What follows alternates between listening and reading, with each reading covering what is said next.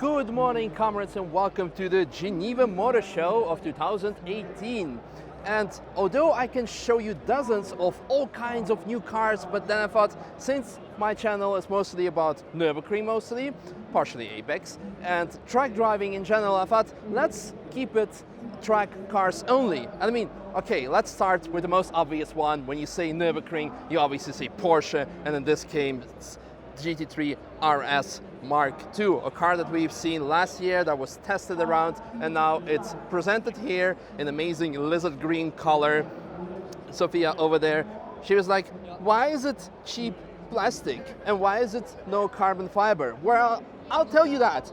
Last year on the McLaren 675 LT, after driving for 1 year, it was roughly 75,000 euro front job of all the scratches replacing carbon fiber.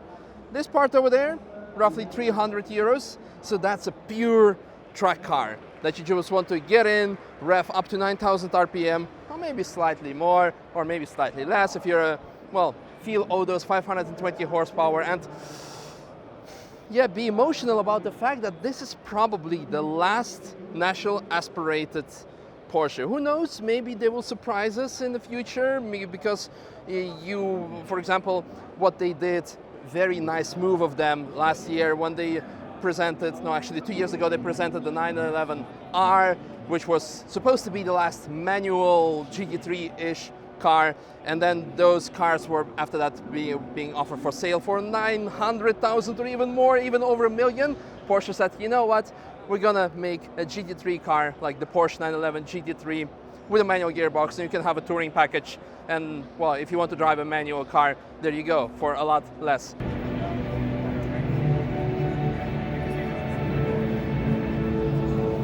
I could live here. Then from Pagani we have the Chiron Sports.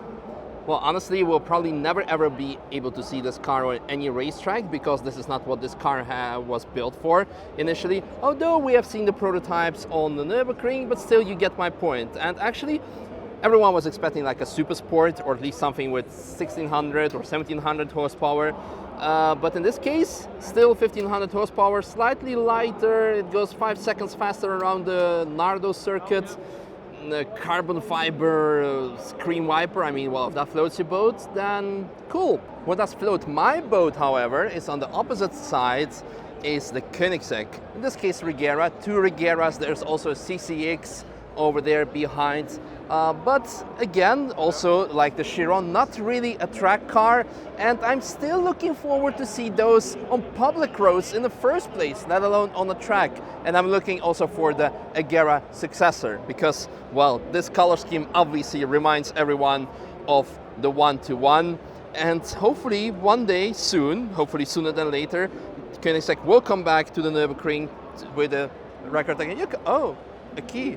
Is this for me? Yeah, what I was saying is hopefully soon they're still gonna come back and try to beat the Nürburgring lap record. But there is also another car that might do it.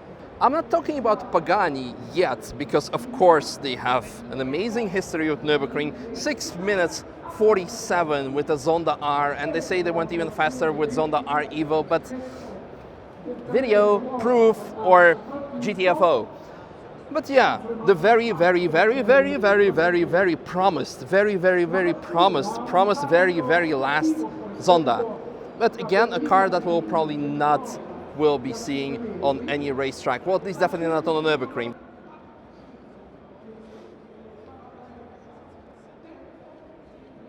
Well, I guess if it looks stupid but it works, it's not stupid.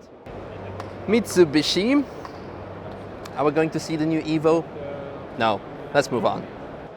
And what about its arch nemesis, the Subaru, or Impreza, or actually more precise, the STI? Well, luckily it's still here. The model still hasn't been updated, unlike, remember back in 2000s when like every year you had the new Blobeye, Bogeye, Hawkeye, all those amazing JDM legends. Now they have Subaru something concept, and there have been already pictures published on the internet of the STI version, but unfortunately it is not here today. But at least we can see what kind of direction Subaru will be going in the coming years. And then another car or brand which is very much close to my heart because we own one ourselves at Apex Nürburg, the Seat, or actually in this case Cupra, which has become an individual brand of its own, like AMG for example with Mercedes. And from now on it's going to be like Cupra. For some reason the Leon STR still has the Seat badge, but another model which we can see over there, for example the Ateca, has the new Cupra badge. And I'm pretty sure we're going to see a lot more from the Cupra brand in the coming years, because the Seat Cupra 290, I think actually 280 even, used to be the fastest front-wheel driven hatchback around the Nürburgring, and nowadays it's a Civic Type R. So they have to do some work to reclaim that title again. I'm sure this will happen at some point, but there is another contender on the field which probably will grab that title soon. And I am talking about Megane RS, something that many Nürburgring enthusiasts have been waiting for, including me. Honestly, this was one of the cars that I was looking at buying as my personal car until I decided to go for i30N, and then suddenly we got a ring taxi license, and then, well, I decided not to buy any car because I will be driving something else every day anyway. But going back to Megane RS, one of the most popular hatchbacks around the Nürburgring, and now became even better because it has four-wheel steering. And you have to admit, of course, if you're a real driver, you want to heel and toe and that kind of stuff, you will go for manual gearbox. But in this case, paddle shift. If you want to be fast around the track and don't worry about weight transfer because of misshifting in general, then this is the way to go. Interior has been upgraded a lot as well. The iconic, I would say iconic dashboard, which is slightly tilted, of the Megane is still present here. But overall, very nice, very nice. Very much looking forward to see what the car will be able to do around the track, around the Nürburgring in particular. But I think if we're going to be waiting for the lap record, we have to wait for the trophy version of this car, which will probably be released somewhere, probably next year, if I will have to think about, because I think usually around the end of the year, when the temperatures, ambient temperatures are very good, the conditions, track conditions are good, they're going to do a lap record. And then after that, they will show the car in Geneva the following year, or maybe the Autosalon of Paris. And then another car which we definitely will be seeing a lot around the Nürburgring, mostly thanks to our amazing neighbors, Rent for Ring, the all-new Swift Sports. And Suzuki knows that, because look, there's even guardrail. That's very cool. If you want to know more about the specs, it has 1.3 liter engine, 140 horsepower, but most important, it still has the manual transmission. Some people were afraid that the Swift Sport was going to get CVT, but most important upgrade nowadays, you're either going to go hybrid, or if you used to be doing natural aspirated engines, you have to go at least turbocharged. And of course, again, just like with manual transmission, a lot of people say natural aspirated is the only true way to drive a car or experience the speed and emotion and such and such. Yeah, of course, it's true.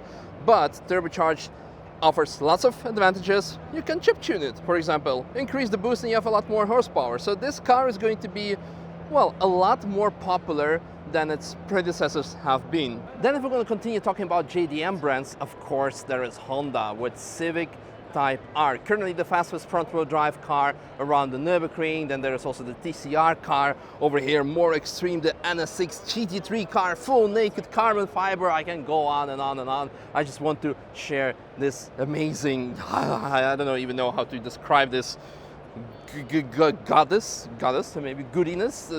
I'm just lost for words. Thumbs up for Honda, but kind of thumbs down to its neighbor Nissan in terms of, again, track and motorsports, because at this point in this video we're covering mostly the track cars.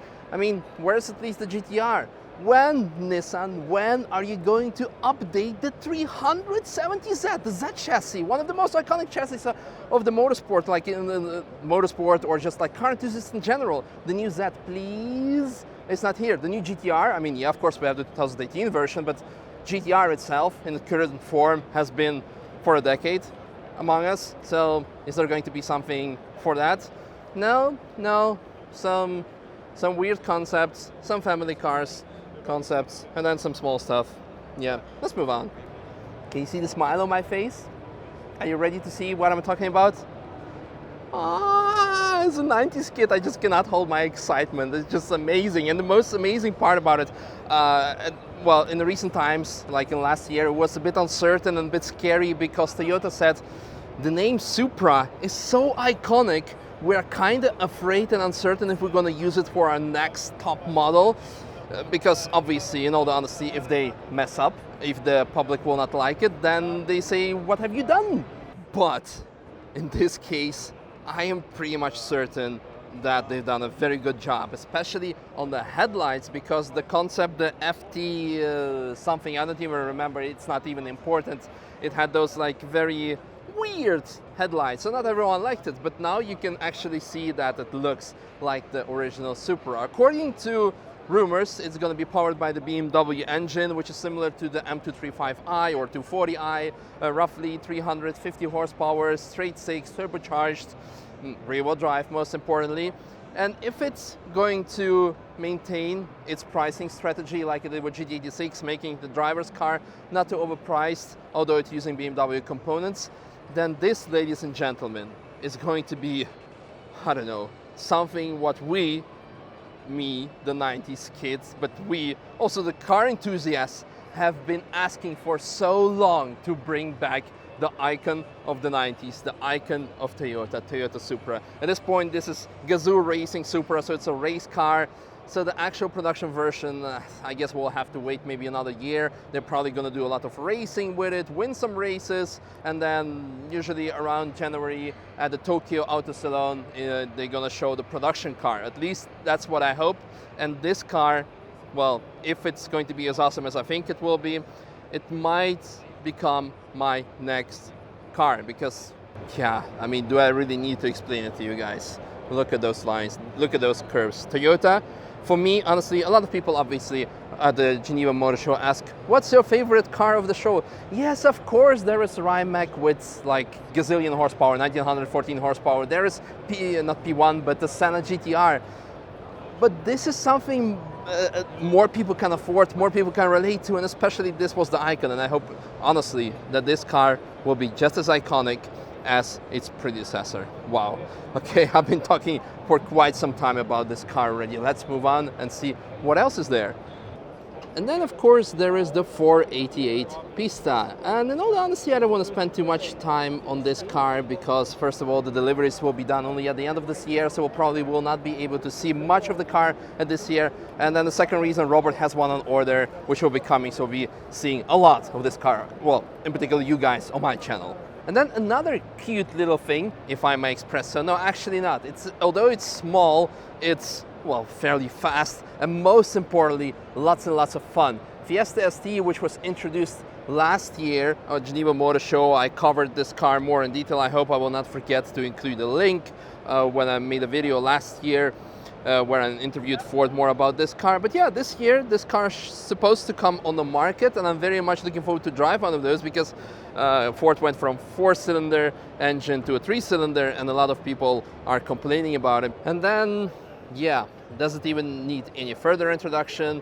Most discussed car of last year, December. Many people thought it was ugly. Probably they wouldn't think that if McLaren would have launched the Senna in this particular specifications where the lines are a bit, well, let's say better in this case. And in case people thought, well, can you make it even more ugly, but actually more functional? McLaren said, hold my beer, and they brought the Senna GTR. According to like rumors, not rumors, insider info or whatever not, there was a question whether McLaren going to bring the Senna GTE, a race car which is going to race in Le Mans, or a GTR. In this case, it became GTR, and I don't even want to know what type of downforce this car generates, what type of lap times this car wants to do. Okay, I'm kidding, I want to know that, because the amount of downforce that the Senna produces with the rear wing alone is 800 kilograms. Going back to the GT3 RS Mark II, it's 300 kilograms, so almost 3 times more.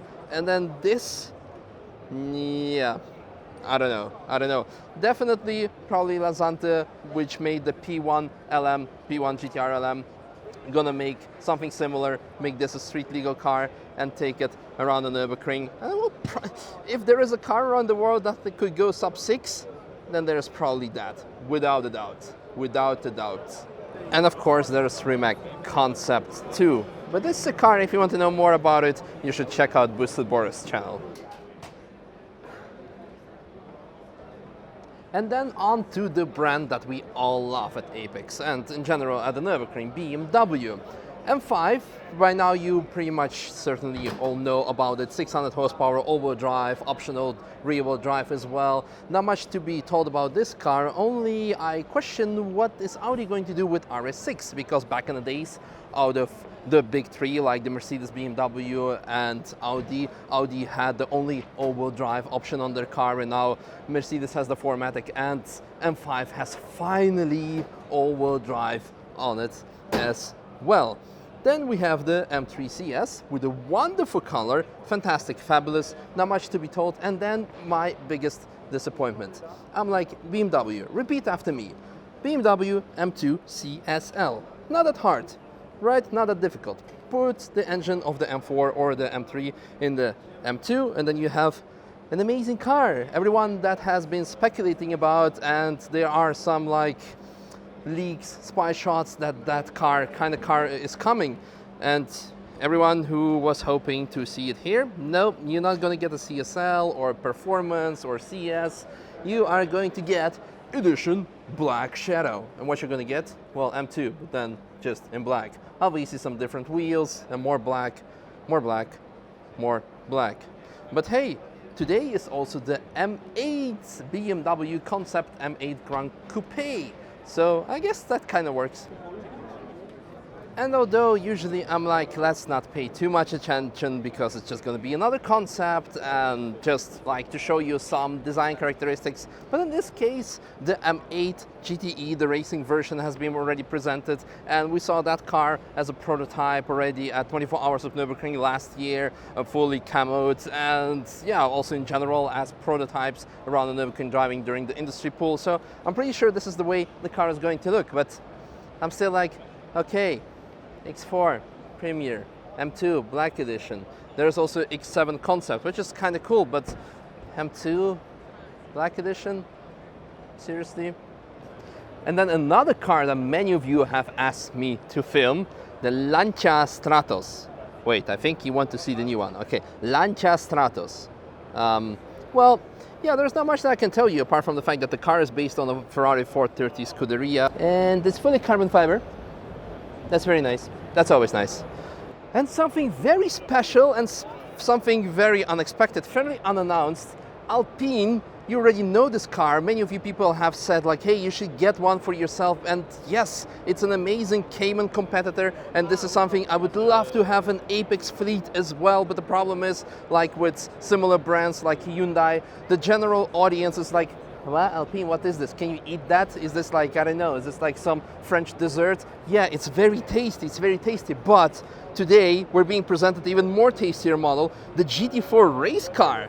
And this is something I'm even more excited to try out than the casual Alpine. I mean, wow, the hero is really, really reborn. And to finalize, let's finish on a positive exhaust note. Is this my last bad joke of today? I don't know, but imagine all the people living life in peace. And if you know it, you know this slogan belongs to Liberty Walk. And although my videos were supposed to be about track cars, I want to say majority of you, well, not majority, I'm sorry, some people ask, hey, why don't you get Liberty Walk, this and that? Because the cars look brutal, especially GTR, the Aventador, they look wide, mean, and obviously, of course, they also sound like that, but because of all the modifications, sometimes air ride, yeah, it's impossible to go on the track with this camber. It just will not work. Of course, you can drive slowly on the Nürburgring during TF session, but you cannot drive hardcore, and that's why we will probably never own a car for, well, to go fast with it around the track. But who knows, maybe one day, I mean, hopefully you will still live a happy, long life, and maybe one day we will have in our possession a Liberty Walk kit. And us, Robert will be probably like, at this point, like, if you mean me by us, then no. But yeah, who knows? Like I said, I really appreciate the work, and especially that they started kind of a very special niche underground tuner from Japan, and now they have a stand at the world's most impressive show, the Geneva Motor Show. So again, I wish that all the people would be living life in peace, but I also wish that many of you guys will be as successful as Liberty Walk. And yeah, I hope you guys enjoyed my coverage of the Geneva Motor Show 2018, and see you soon, probably back at the Nürburgring. Bye bye. And I think we have something special here, because all of a sudden Parker is here. Hello. I'm here again. Yeah. Sab is here. Hello. Patrick was somewhere here. Hello, we're all here. Yeah. This is a funky little gimbal setup you've got. Yeah, it is. If I move really quickly, can you stay stable on it? Yeah. This definitely could be it. Yeah. Ooh. Like I said, wow. hello from the other side. My word. There's just a huge hole in here.